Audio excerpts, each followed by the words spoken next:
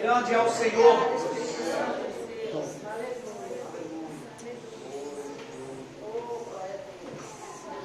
Santo, santo é o Senhor.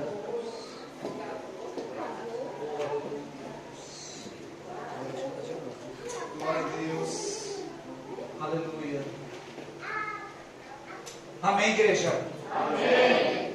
Ainda cabe mais um pouco aí? Amém. Quero convidar aqui ao altar esse meu ilustre amigo, irmão, cunhado, ministro Moisés, veio lá de São Paulo para nos abençoar nessa noite.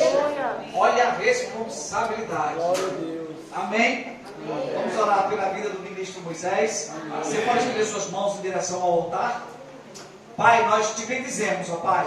Sabemos e reconhecemos que todo poder, controle e domínio provém do Senhor. Aqui está o teu vaso nessa noite, ó Deus, no qual o Senhor vai usá-lo poderosamente para a edificação do corpo de Cristo, que é a igreja do Senhor. Deus, que não seja mais Ele, mas o Teu Espírito Santo, Deus, tomando conta do seu ser, do seu intelecto, da sua mente, dos seus lábios, da sua boca, para que Ele possa proferir aquilo que o Senhor quer ministrar ao nosso coração nessa noite. Fala conosco de uma maneira sobrenatural, em nome de Jesus. Quem crê concorda diz amém. Fiquem de pé, sentem-se depois que a ordem partir do altar. Amém? Amém. Glória a Deus. Obrigada, Espírito Santo. Já recebo o nome de Jesus. Recebo, Senhor, a palavra, Senhor. Aleluia. Usa teu filho, Senhor. Amém. Cuidados por nós. Obrigada. Aleluia. Obrigada, Espírito Santo. Boa noite. Boa noite a todos. Amém. Vocês estão bem? Amém. Depois desses louvores, depois dessa palavra proferida, do coração de Deus para o nosso coração nessa noite, através dos louvores, eu tenho certeza Amém. que se nós fôssemos embora agora, nós iríamos cheios Amém. de Deus. Aleluia. E quero nessa oportunidade agradecer a confiança que o pastor Marconde, a pastora Dida e a igreja tem nos confiado essa oportunidade, né, de trazer a palavra de Deus e ser um canal para poder estar transmitindo a palavra de Deus. Eu sempre que vou ministrar alguma palavra, eu digo que isso é um privilégio. É um privilégio você trazer a palavra de Deus. Você ser um canal de bênção de ministrar a palavra de Deus. Porque, irmãos, quando nós estamos aqui, primeira coisa, nós temos de acreditar que o que nós pregamos é a verdade. Amém. Uma certa feita, Jesus, em sua oração, ele falou: Pai, a tua palavra é a verdade. Amém. Então, quando nós pregamos a palavra de Deus, nós cremos, temos de acreditar que é a palavra de Deus, aquela que tem poder para esmiuçar as pedras do nosso coração, Amém. as pedras da incredulidade, a rocha da incredulidade, né? A rocha do desânimo. Amém. Então a palavra de Deus era comparado a um martelo que esmiuça. Aleluia. Uma certa feita, muito tempo atrás, eu era dessa igreja aqui, a pentecostal, eu ainda não era casado com a minha esposa, e ainda jovem, e jovem tem essas coisas, né? Uma época eu estava dentro da igreja, estava aborrecido, falei, eu não quero ser mais crente. Aí saí, fui lá para a rua da frente, eu falei, a primeira barraca que eu achar, eu vou, se eu encontrar algum amigo ali naquela praça, eu vou beber, eu vou tomar cerveja com eles. Mas quando eu cheguei lá, alguma coisa falava mais forte comigo, dizendo: olha, O seu lugar não é aqui, o seu lugar é aqui. E tinha uma adolescente que cantava nessa igreja, eu não lembro o nome dela, Dalgisa. Vocês devem conhecer, era uma menina que ela morava lá, acho que no BNT, né? PDN. Não sei se era 1, 2 ou 3, mas essa adolescente, criança para adolescente, Deus usava ela tremendamente. E eu voltei para a igreja naquele momento e bem com aquele coração duro, mas ao mesmo tempo que Deus mandou eu voltar para aquele lugar e assistir aquele culto, eu falei, eu não vou estar aqui, mas eu não vou dar glória a Deus, eu não vou, estava bem bravo com Deus, ou comigo mesmo, mas quando Deus usava aquela adolescente para louvar, eu sempre aguentava, aquelas palavras proferidas por aquele louvor, da parte de Deus, tocava o teu coração, entrava nos teus ouvidos, descia ia para a mente, descia o teu coração. Aleluia. E aí eu começava a chorar na presença de Deus. Porque Deus, Ele nos ama. Aleluia. Eu gostaria que vocês abrissem as vossas Bíblias. No Evangelho de João, uma palavra bem conhecida. Glória a Deus. Fala a Deus. Uma palavra bem conhecida no capítulo. Vamos ler do capítulo 13. Do verso 31. Passando. Aliás, o versículo 36. Passando pelo capítulo 14. Até o versículo 14 do capítulo 14, ok? Capítulo 13, versículo 36. Do versículo 36. Passando pelo capítulo 14 até o versículo 14 desse capítulo, ok? E diz assim. Eu estou com a versão NVI, eu acho que é a mesma que está nele, é isso mesmo. E diz assim, irmãos. Simão Pedro lhe perguntou: Senhor, para onde vais? Jesus respondeu: para onde eu vou, vocês não podem seguir-me agora, mas seguirão mais tarde. Então Jesus respondeu: você dará a vida por mim? Asseguro-lhe que antes que o galo cante, vocês me negará 3 vezes. Versículo 14, do capítulo 14. Não se turbe o coração de vocês. Creiam em Deus. Creiam também em mim. Na casa de meu pai há muitos aposentos. Se não fosse assim, eu lhes teria dito: vou preparar-lhes lugar. E se eu for e lhes preparar lugar, voltarei e os levarei para mim, para que vocês estejam onde eu estiver. Vocês conhecem o caminho para onde vou.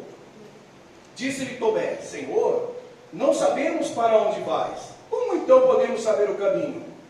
Respondeu Jesus: eu sou o caminho, a verdade e a vida. Ninguém vem ao Pai a não ser por mim.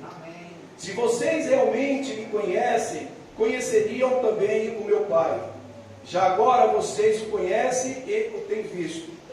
Disse-lhe Felipe: Senhor, mostra-nos o Pai, isso nos basta. Jesus respondeu: você não me conhece, Felipe, mesmo depois de ter eu estado com vocês durante tanto tempo? Quem me vê, vê o Pai. Como você pode dizer: mostra-nos o Pai? Você não crê que eu estou no Pai e que o Pai está em mim? O Pai está em mim. As palavras que eu lhes digo não são apenas minhas. Ao contrário, o Pai que vive em mim está realizando a sua obra. Creiam em mim quando digo que estou no Pai e que o Pai está em mim. Ou pelo menos, creiam por causa das mesmas obras. Digo-lhes a verdade: aquele que crê em mim fará também as obras que eu tenho realizado.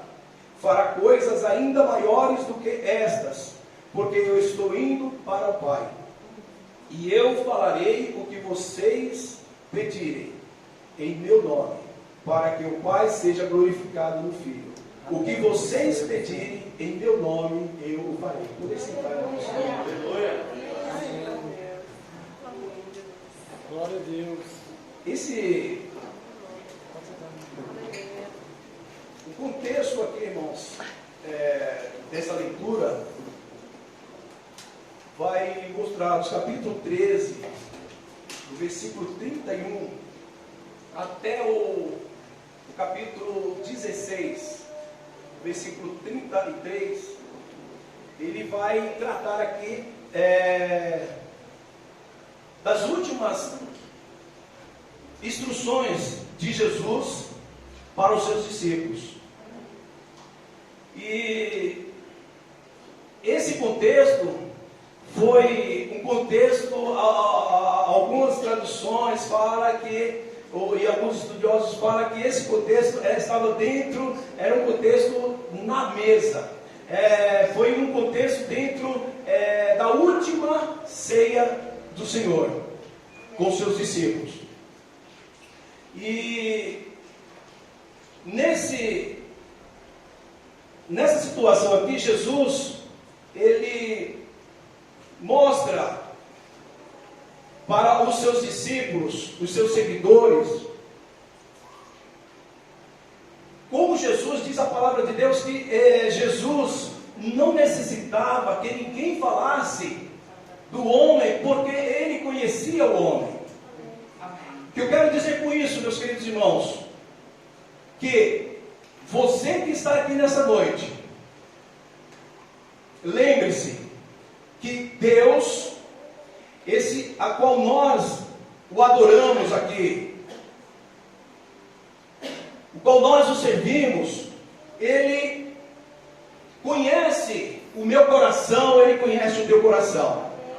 Antes mesmo de você sair lá do seu aposento, da sua casa, do seu trabalho, como diz o pastor aqui, que você saiu de lá com um coração alegre, vindo para cá, para a igreja, ele já sabia que ele já conhecia o teu coração. Talvez eu, pastor, a pastora, nós não conhecemos, o seu vizinho aí não conhece o que está passando dentro do teu coração, dentro da tua mente.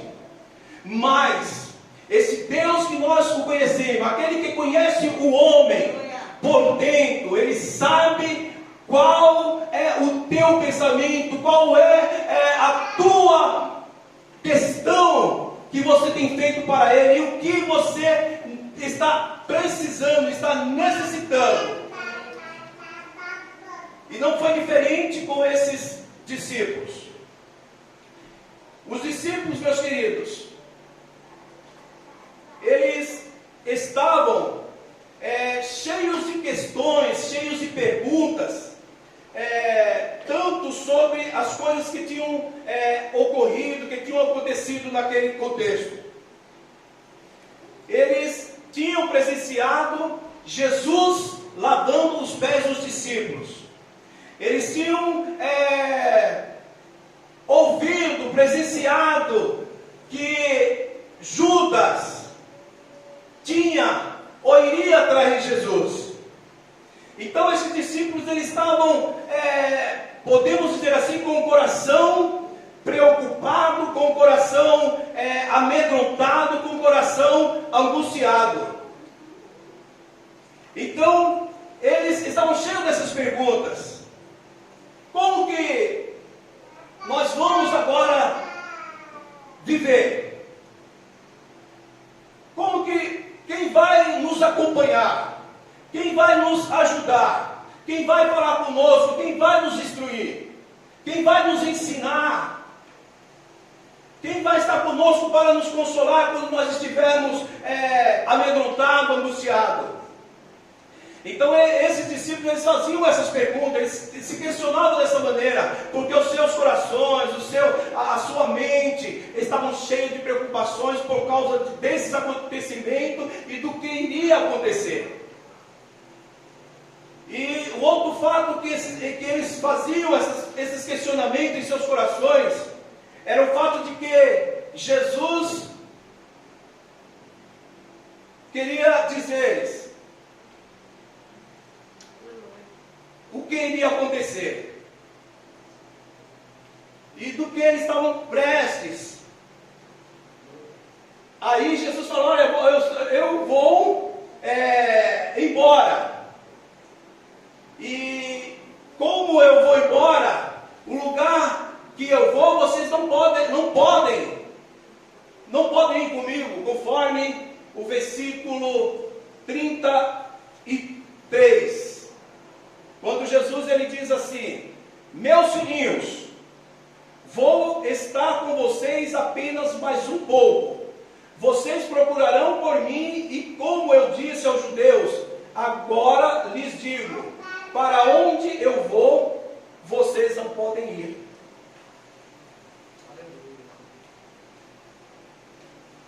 Então, meus queridos, dentro disso, após isso, Jesus falou: olha, mas eu tenho um novo mandamento para vocês. Versículo 34. O novo mandamento que eu lhes dou, diz o versículo 34: amem uns aos outros, como eu amei. Como eu amei. Vocês devem amar-se uns aos outros. Com isso todos saberão que vocês são meus discípulos, se vocês se amarem uns aos outros.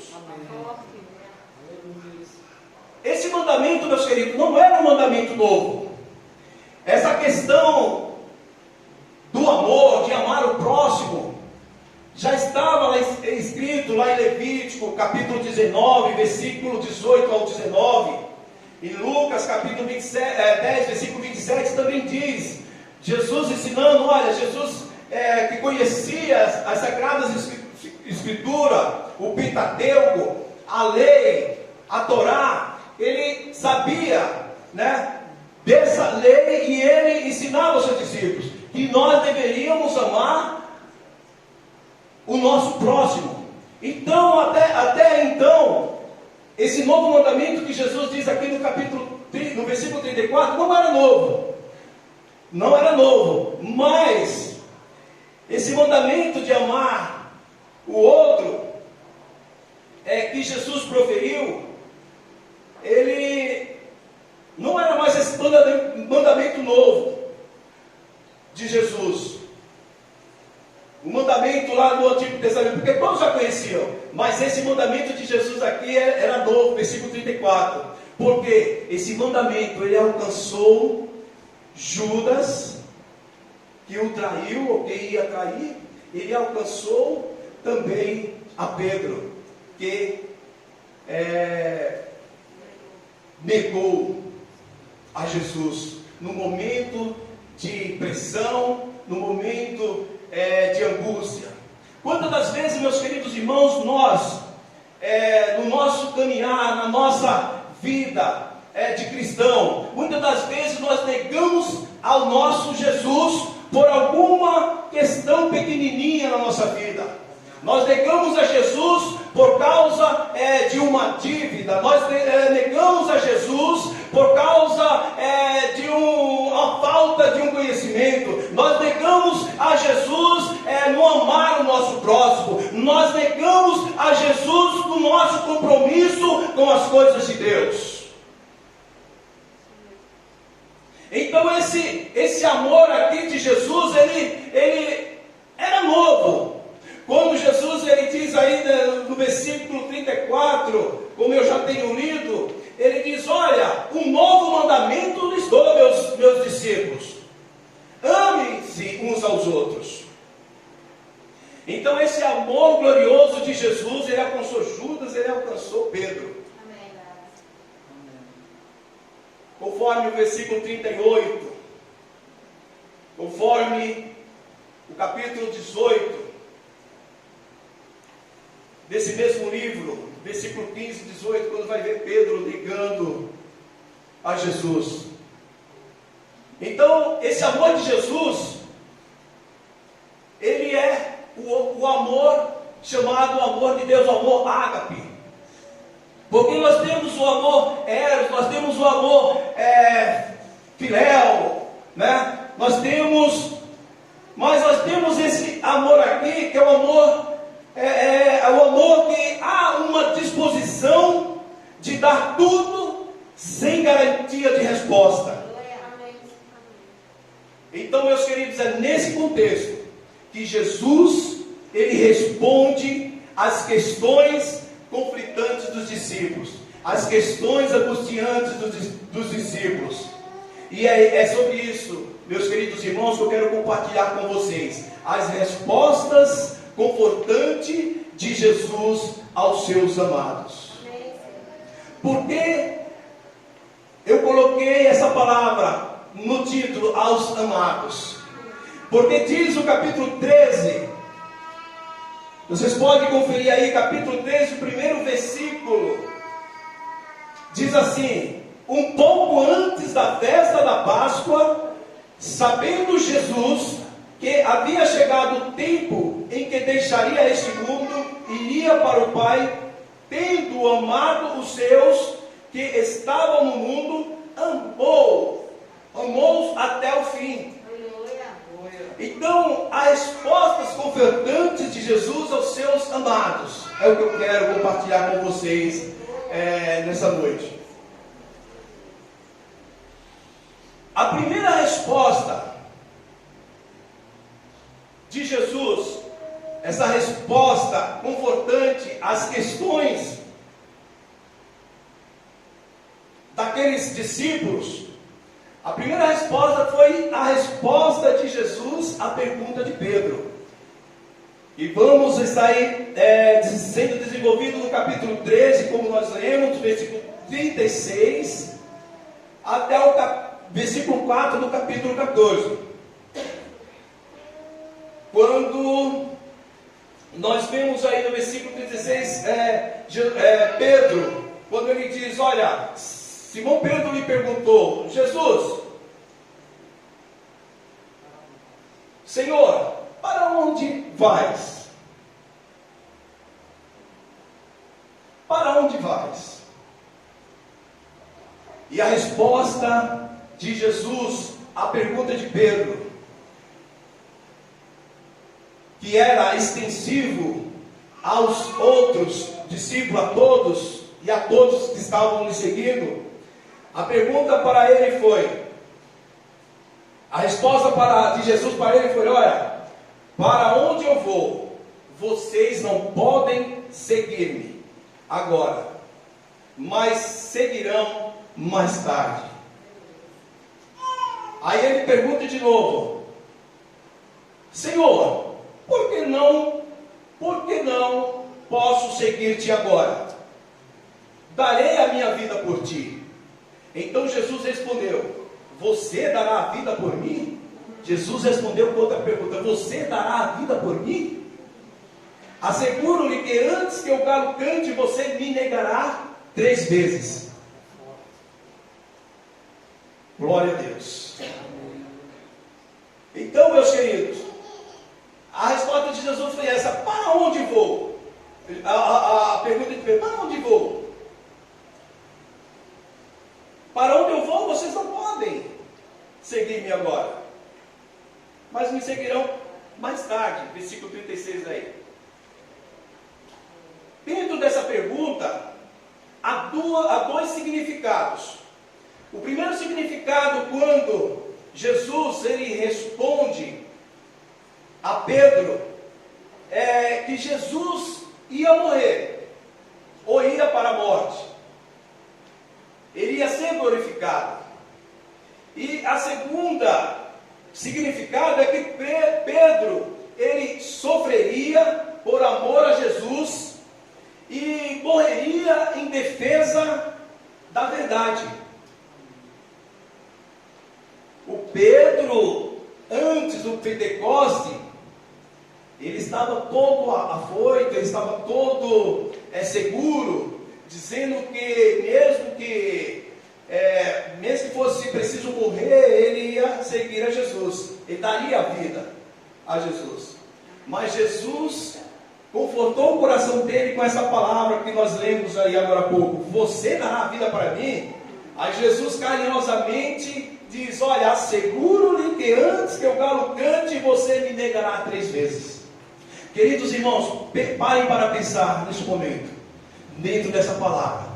Quantas das vezes eu e você, quantas das vezes nós, pastores, a afirmamos, batemos nosso pé, enchemos nosso coração e dizemos: Senhor, ainda que me falte tudo, ainda, Senhor, que a terra se mude, ainda, Senhor, que tudo aconteça, eu vou te servir para sempre. Eu vou ser mais crente, eu vou ser mais fiel, eu vou ser mais consagrado, eu vou ser mais assim, mais assado, amados irmãos. E muitas das vezes, quando nós olhamos, nós já estamos negando a Jesus, nós estamos dizendo para Jesus: Senhor, me perdoa, porque eu falhei. Mas não se preocupa, meus amados irmãos, porque isso é da natureza humana. Jesus conhece o teu coração, Jesus conhece a tua fraqueza, Jesus, Ele sabe que nós somos mortais, nós somos fracos, e Ele nos ensina que Ele é forte, todo-poderoso, Ele é imortal, para a glória do Senhor. Então não se preocupa com a tua fraqueza. Nós somos humanos, mas Jesus, Ele conhece e Ele sabe tratar conosco, Ele sabe nos consolar. Amém. Então, esta pergunta havia dois significados. Jesus ia morrer, ia para a morte, ia para a cruz por nossos pecados, para nos salvar, para nos redimir, para nos trazer a redenção. E que Pedro, ele lá na frente, depois do Pentecostes, ele seria uma rocha, menorzinha que Jesus, mas seria uma rocha poderosa. Deus ia usar aquele homem grandemente como usou. Amém. E assim não é diferente. Quando nós temos a presença de Deus na nossa vida, quando o Espírito de Deus, Ele nos controla, quando nós deixamos que o Espírito de Deus nos controle, as coisas em nossa vida mudam. Nós ficamos ousados, nós ficamos mais fortes, nós não olhamos o que falam de nós, como diz aquele hino: não me importa o que vão falar de mim, eu quero Deus. Você pode dizer nessa noite, queridos irmãos: eu quero Deus. Não importa o que vão falar de mim, não importa o que o meu vizinho vai falar de mim, não importa o que o meu irmão mais santo vai falar de mim, não importa o que o governo vai falar de mim, o que importa é que eu quero Deus. Essa é a posição do crente: eu quero Deus. Eu sou fraco, Senhor, eu sou falho, Senhor, mas eu te quero, Senhor. Senhor, eu sozinho não consigo andar, mas eu quero Deus. Aleluia. Eu quero Deus. Então, essa palavra aqui, quando fala esse termo poder, né? Diz assim, que poder, ele vem de uma palavra que é dinamai, que quer dizer eu posso, eu sou capaz. E a sua raiz é dinamis, que quer dizer poder e força. Aquilo que nos dá força, aquilo que nos dá poder. Então, nós observamos aqui a incapacidade quando Jesus, ele fala para Pedro: olha, para onde eu vou, vocês não podem seguir-me agora. Aí lá no versículo 37 ele diz: olha, agora Pedro, ele fala: Senhor, por que não posso? Preste bem essa atenção. Por que não posso? Sabe por quê, irmãos? Porque, como eu falei, Pedro ainda era o Pedro antes do Pentecostes. O Pedro, ele não era capaz. Ele não era capaz de aceitar, de desenvolver aquele novo mandamento que Jesus deu, que deveríamos amar uns aos outros, como o exemplo de Jesus. Então nós, quando não estamos andando com Cristo, quando nós nos afastamos de Deus, nós não temos capacidade, nós não podemos, nós não temos força, nós não temos essa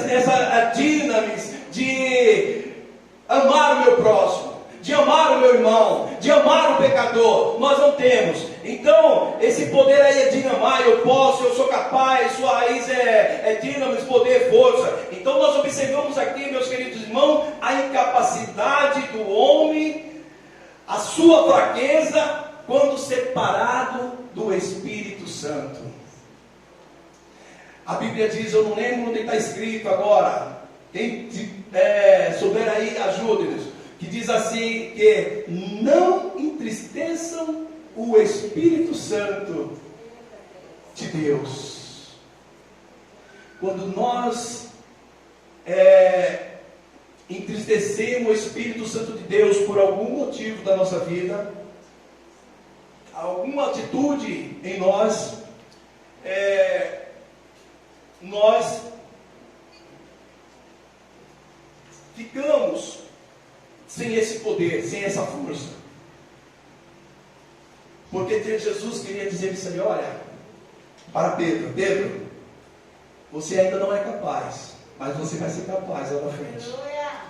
Você vai ser capaz de amar aqueles que eu tenho, que eu quero redimi-los, que eu quero salvá-los. Então, a incapacidade, que mostra-nos a incapacidade da sua fraqueza quando separado do Espírito Santo. Como Pedro desempenharia esse seguir a Jesus? Como nós vamos desempenhar esse seguir a Jesus?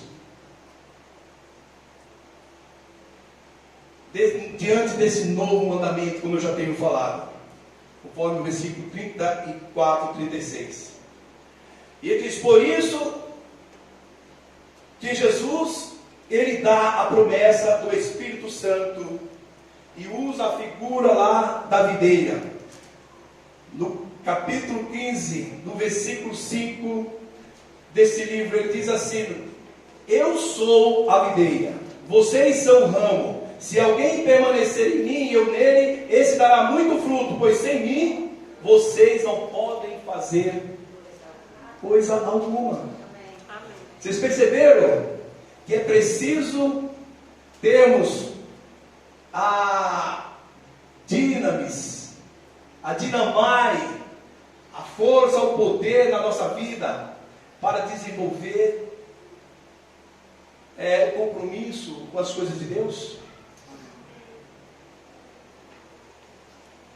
Sem mim, vocês não podem fazer coisa alguma, como diz o texto. Então é preciso, amados irmãos, nós termos esse relacionamento com Deus. Precisamos ter esse relacionamento com Deus, para que nós possamos poder fazer coisas, alguma coisa, dentro daquilo que Deus tem te chamado. Aí agora, Jesus ele fala, quando Pedro, na segunda pergunta dele, ele fala, Jesus, Senhor, por que não posso seguir-te agora? Darei a minha vida por ti. Aí ele fala, você dará a vida por mim? Versículo 38 até o versículo 4, a leitura que já fizemos. Então a promessa de Jesus, meus queridos, era necessária. Ele conhecia a angústia de um espírito atribulado, conforme nós vemos lá no capítulo 11, versículo 33 desse mesmo livro, quando ele vai lá na casa da uma família que era seus amigos, a família de Lázaro, e que vê as pessoas chorando, e sua irmã chorando por causa da morte de Lázaro, e ele se comove. Diz o texto que ele perturbou-se. Ao ver chorando Maria e os judeus que acompanhavam Jesus, agitou-se no espírito e perturbou-se. Então a promessa de Jesus era necessária. Ele conhecia a angústia de um espírito atribulado, angustiado. Capítulo 12, versículo 27. por gentileza, Ribeiro, diz assim, 12:27. Agora meu coração está perturbado, e o que darei? Pai, salva-me desta hora. Não, eu vim exatamente para isto, para esta hora. Então percebam, meus queridos irmãos, Jesus, ele era o exemplo em tudo. Ele conhecia o coração contrito, aflito, angustiado, e que precisava de um consolo. Conforme também o 13:21, que diz assim também. O 13:21 ele diz: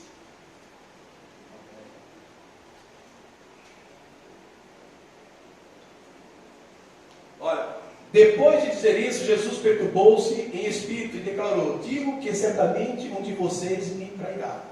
Então vejam bem, Jesus sabia das nossas dores. Jesus, ele tinha duas naturezas, como vocês aprenderam: a natureza humana e a natureza divina. Como humano, ele sabia o que o ser humano passa.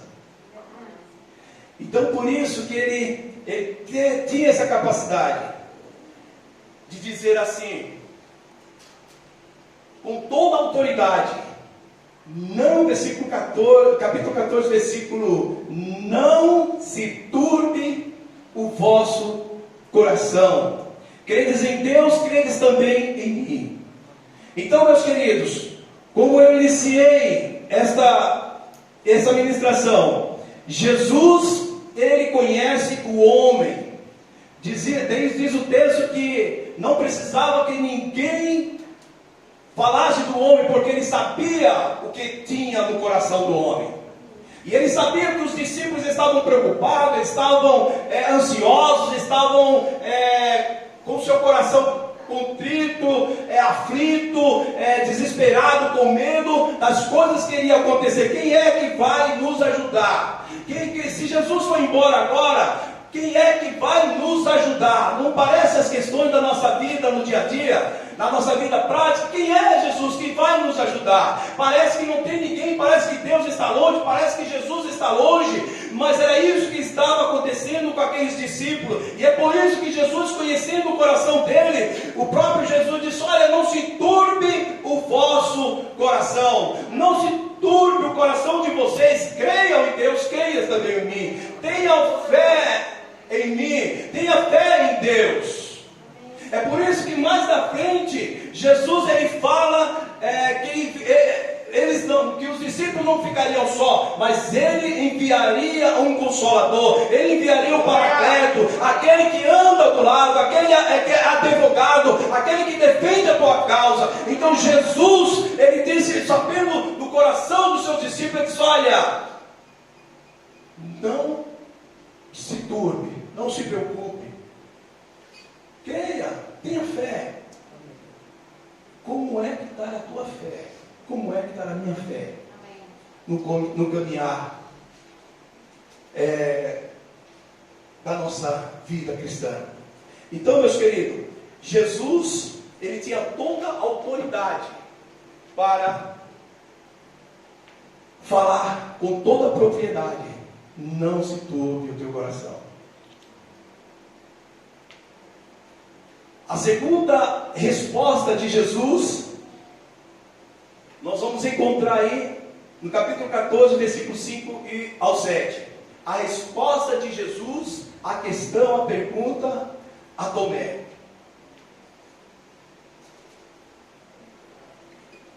Disse-lhe Tomé: Senhor, não sabemos para onde vais, como então podemos saber o caminho?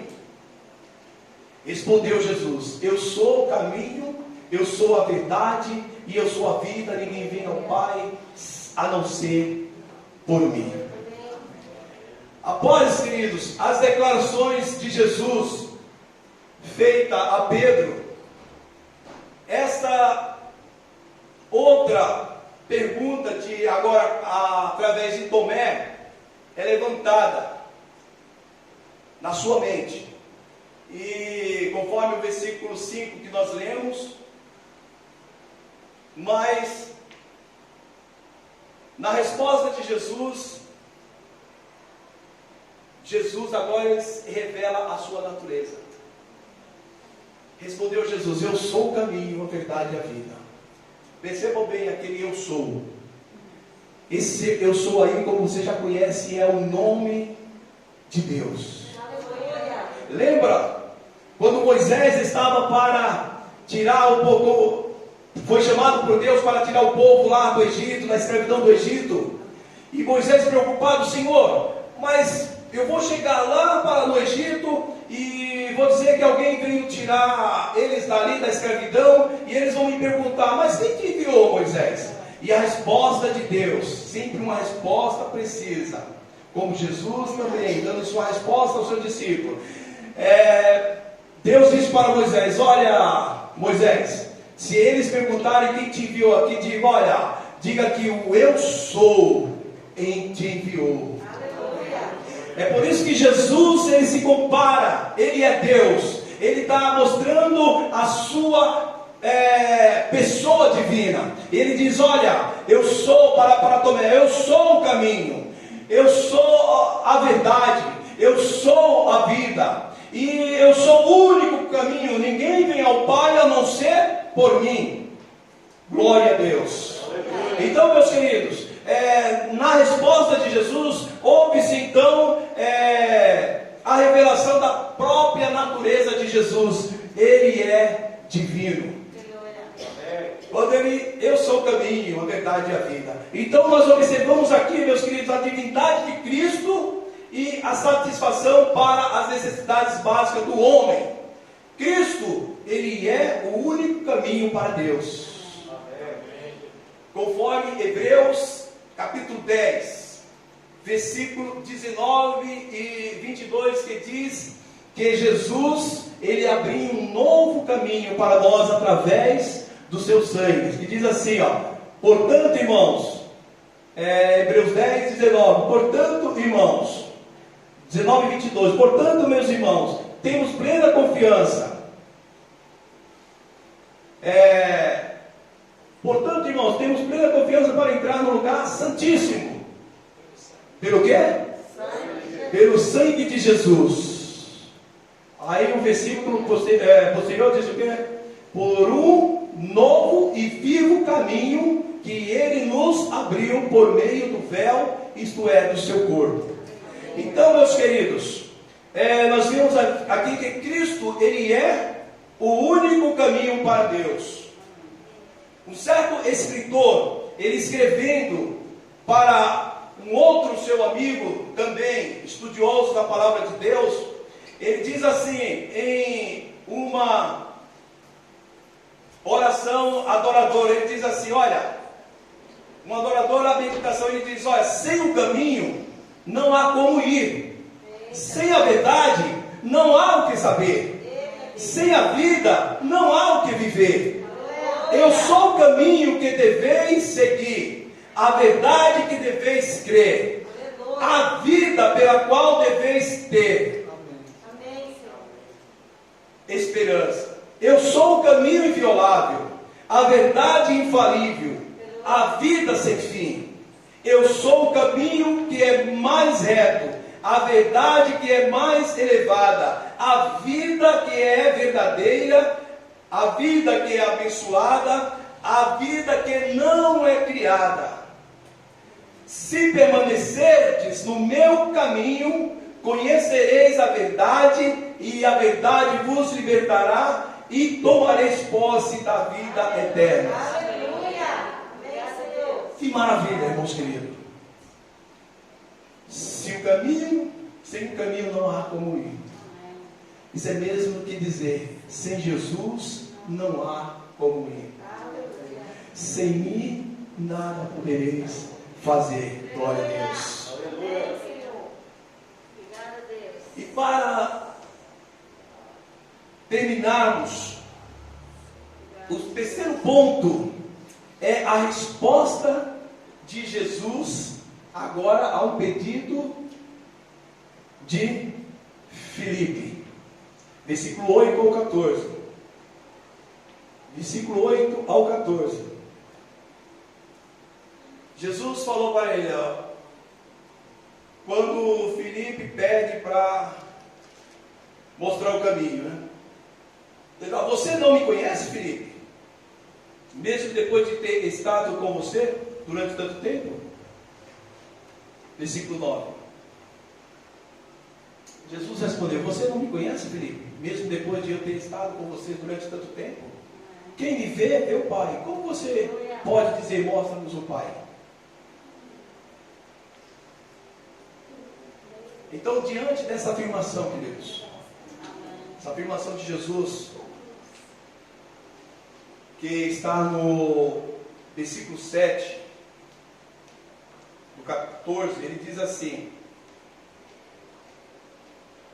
se vocês realmente me conhecessem, conheceriam também o meu Pai. Já agora você o conhece e o tenho visto. Então, diante dessa afirmação aí do versículo 7, Felipe ele é induzido a pedir uma revelação especial. Talvez ele queria ver uma teofania de Deus, ou seja, ele queria ver Deus talvez de uma revelação, uma transformação, através de uma visão, através de alguma coisa. Ele queria ver essa teofania de Deus. Ele queria ver Deus queria que Deus mostrasse uma visão para ele extraordinária, especial, né? Porque ele, mesmo o tempo que ele estava andando com Jesus, ele não conhecia Jesus. Quantas pessoas, pastor Adida, pastor Bacones, irmãos, quantas pessoas estão andando, estão na igreja, até cantam, até louvam, até lê a Bíblia, mas muitas das vezes não conhecem com quem eles estão andando. Filipe, os discípulos pareciam que não conheciam Jesus, mas Jesus diz aqui, olha Filipe, tanto tempo que tu está andando comigo, tu não me conhece? Você não me conhece, Filipe, mesmo depois de ter estado com vocês durante tanto tempo? Olha só, a pergunta que eu faço para a igreja nessa noite: nós conhecemos Jesus? E por que muitas das vezes nós perguntamos, nós temos dúvidas das nossas caminhadas com Ele? Quantas das vezes nós duvidamos que Ele não é capaz para realizar maiores obras, como diz o texto aqui? Por que nós andamos com Ele? Porque muitas das vezes nos bate a dúvida que parece que Ele não é capaz de operar maravilhas no nosso meio. Então, meus queridos, diz assim, que Filipe, ele estava andando com Jesus, mas parecia que ele não conhecia Jesus. Então, diante dessa afirmação aí, ele é induzido a pedir uma revelação especial. Talvez essa teofania, como eu tenho falado.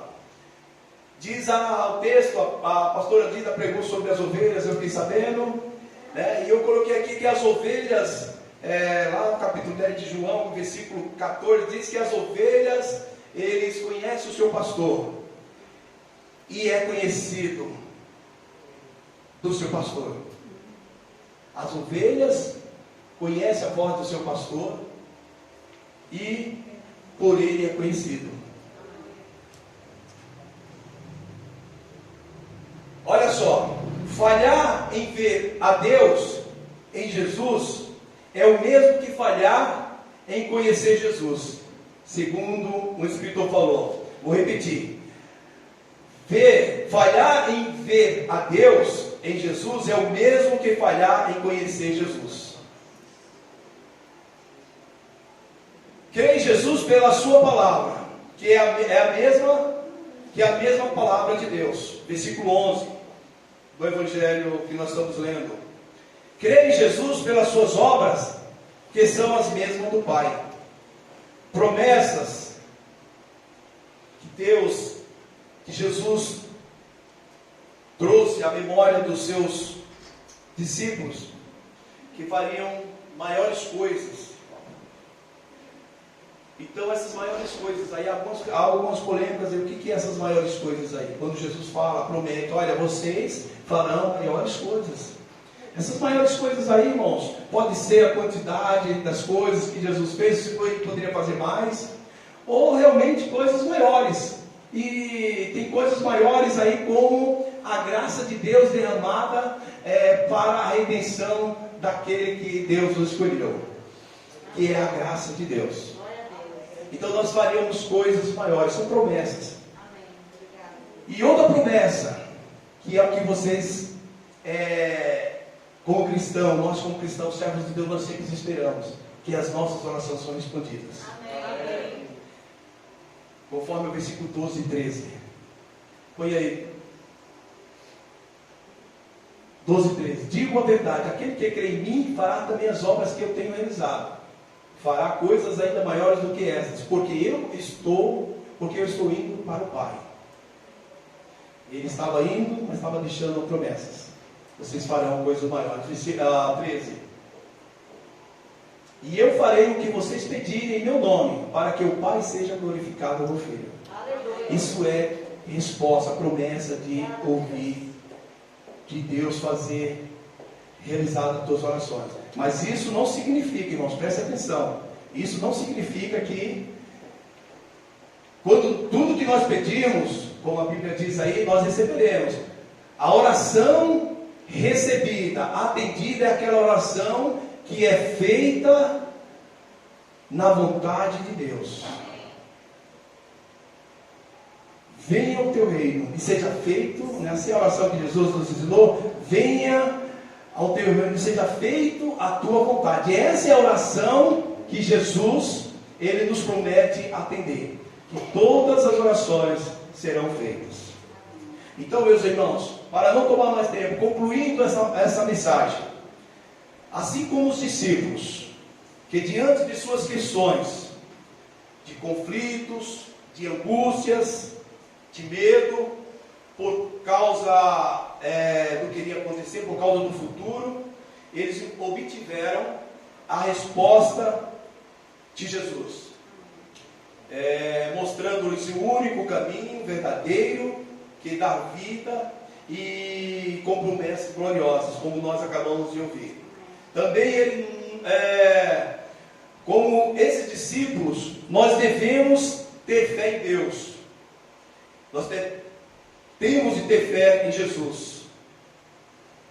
Fazendo o quê? Conforme diz Pedro. 1 Pedro, capítulo 5, versículo 7. Que eu quero que toda a igreja leia comigo.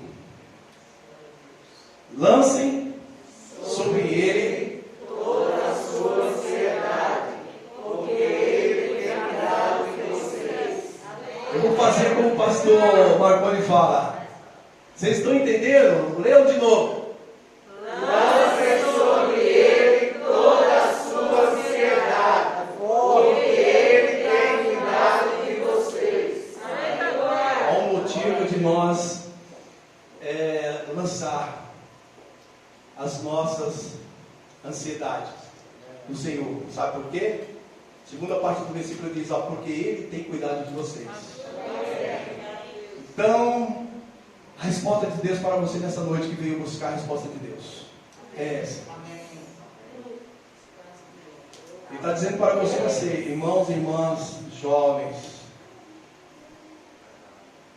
Ele tem cuidado de você. Quantas das vezes você, dentro do seu lar, dentro das quatro paredes da tua casa, da tua residência, você tem chorado, você tem buscado respostas, você tem feito questionamento a Deus, e Ele tem manda dizer para você, através da palavra, não te preocupes, não te aflija, não se perturbe, não se descabele,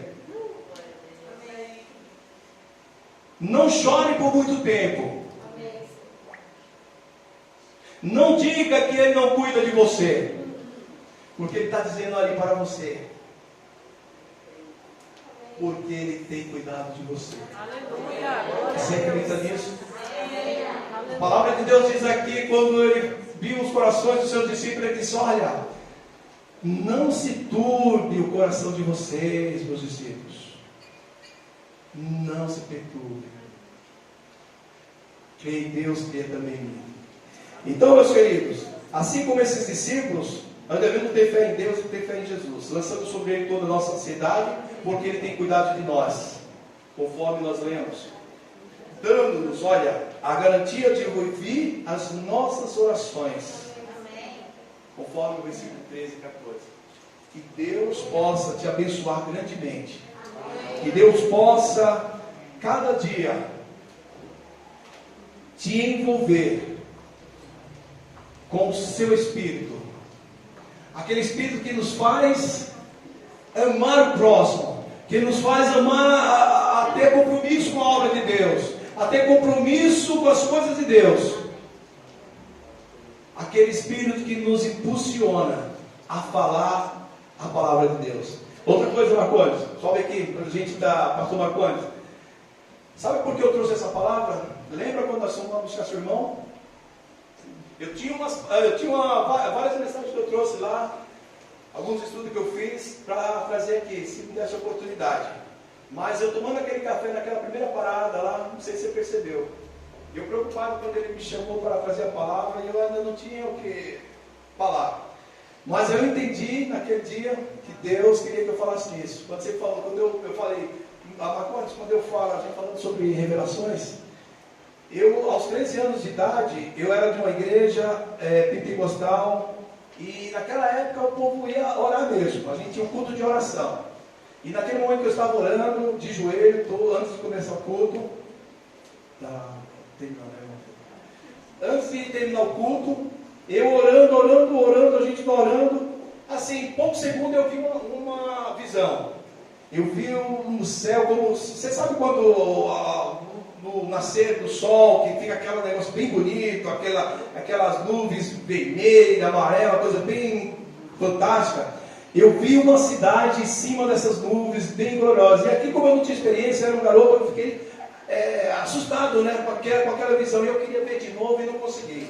Até Marconi falou: rapaz, isso aí Deus queria te dar o dom da revelação. E aí ele falou: por que você não prega nisso aí? Deus te usou. E eu em casa, eu falei: meu Deus, o que eu vou pregar? Eu tinha já as pregações prontas, mas eu lembrei disso aqui. Então eu falava para ele: Marconi, quando eu prego nesse João 14:1, que Jesus foi preparar uma cidade gloriosa para aqueles que confiam nele, eu prego com toda a autoridade, com confiança, porque eu sei que Deus tem moradas para nós, a sua igreja. Que Deus nos abençoe e agradeço a oportunidade de Jesus.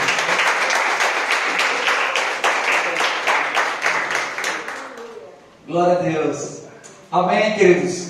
Você foi abençoado? Amém. Diga graças a Deus. Deus é bom, né, querido? Olha só. Você vê 3 grandes homens de Deus que andaram com Deus, com Jesus, mas não sabia para onde ele ia, nem tampouco quem ele era. Muitas vezes tem crentes na igreja assim, não sabem para onde vão, nem tampouco quem são. Isso é um perigo, viu? Porque Pedro queria saber para onde Jesus ia. Tomé com a mesma dúvida. E Jesus acabou de responder para Pedro. Tomé pergunta a mesma coisa. E aí, para completar, Filipe pergunta: quem é o Senhor? Isso é um problema muito grande quando não sabemos quem somos nem para onde vamos. Amém? Deus abençoe o